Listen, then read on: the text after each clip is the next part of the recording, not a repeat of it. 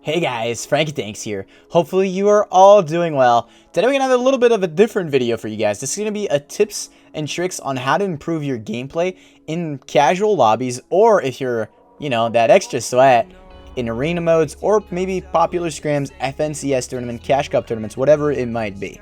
Alright, so there's going to be about 10 tips in this one video that you guys can just look after. If you can master these 10 things, I can promise you that you will be a better player, not only in competitive games, but in regular, just casual games as well. All of these tricks can be used whatever the reason is. They're all very, very easy things to do and will instantly improve your gameplay. The number one trick would be to know your landing spot.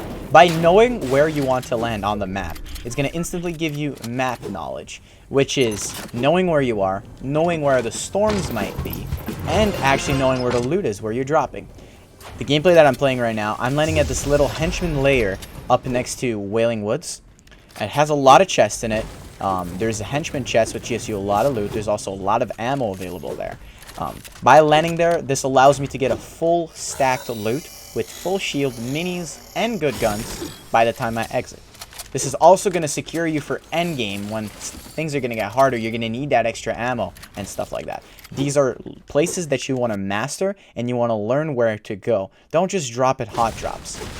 If you want to just have a regular game, those are good locations to drop at. But to have a good competitive game, you need to drop at locations that will improve your loot quality and materials quality. Number two would be to be aware of your surroundings. In the situation that I'm in at the moment, if I did not know there was another house on top there, this guy could have landed a very, very nasty snipe on me, which taking 105 health away from me. See how I'm using as well the rock here to give me a little right-hand peek to be able to get some shots off on him. Here I'm going to be doing something very risky. He's got high ground on me, and I'm going to try to retake from him and try to get some shots off. Also, look at my mats. Not very high at the moment. So I'm going to have to use a simple push strategy by just editing my cones and putting pressure at the same time. At this point, when you've got the high ground on them, you can do area control. You want to place builds in a specific manner to make this person do a mistake. Right here, I'm going to be taking his cone away from him so he cannot exit his building. You want to make him move a lot. Right here, I'm going to be taking his wall, editing the wall, and finishing the kill off. Number 3 is going to be analyze your opponent. Over here in the gameplay, I'm going to be hitting 3 shots on this person, taking away 66 of his health. I now know that he's under 140 HP. Place a jump pad, push him. By the way this person is playing, I can tell that he's not a high-level experienced player because he didn't build at all. So I'm going to be able to easily take his walls, easily edit around them, get inside of his box, and finish off the kill.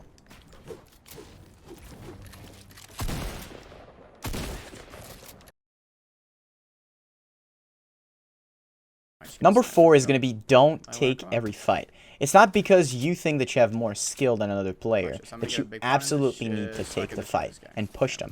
At this level, there's 11 people left in this circle. I am a solo, and this guy just tagged me for 23 shield. Why would I need to push him across water? I don't even have a jump pad to do so.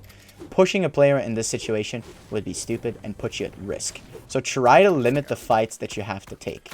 If you're a very experienced player, you're going to go for most of the fights that you could take. But if you're trying to improve at the game, try to limit the fights that you can take. Study your opponent before being able to push them. And also keep in mind of the storm rotations and different things like high ground. This leads us to number 5. Recognize when to push.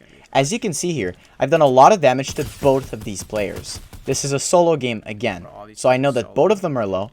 I have the mats advantage right now because these guys have already started fighting, plus the health advantage. So all I have to do here is play smart, trying to get some shots on them, and finish off kills. Number 6 is going to be predict and execute. Over here we have an enemy pushing me because he's done a lot of damage with me. What is SMG trying to get inside his box? I see that he's trying to take the wall and that he's taking his pickaxe out. This is my perfect chance to do an edit and get a shot on him. Number 7 is going to be use the zone to your own advantage. Over here I have a very powerful weapon, which is the drum gun, that I'm going to use to hold 2 players off from coming into the zone. By this means, they have no choice to fight me if they want to try to get inside the zone. Over here I tagged this player twice, so I know he's lower on HP than me, and I can use the drum gun to take his wall and try to get a kill off. Number 8 is going to be create anxiety and fear. Over here, what I'm basically doing is pretending to knock my opponent down. I still know there is metal and brick holding this down, but I want to create the fear in my opponent's head that I'm trying to break him down. Then, it's going to be as simple as spraying him, make him overbuild, use all those materials that he has left. So once we do get in a smaller circle, and it is up to a 1v1 point, I'm going to have the advantage on him. Number 9 is going to be have fun. You will always learn better and will always improve more in an environment that is fun for you.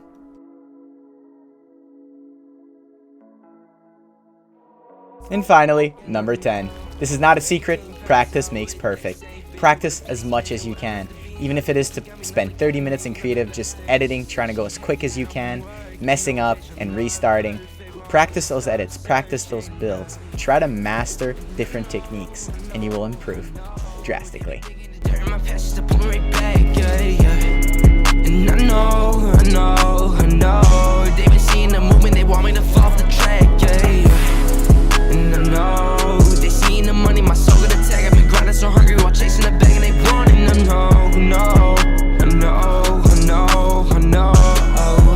know, thought it was okay, she wouldn't let me leave the house. Still gon' fuck her anyway, maybe she'll shut her mouth. All up on my fucking case, every time that I go out, I just need my fucking space. Probably better off without her, Keep getting digits, my mind resistant. By the time I'm living, it's time I get it curved there with the bitch from the coast. About time, really popping off the getting the ghost. You doing the most, so that's just a groupie thing. East side NC, I be doing things.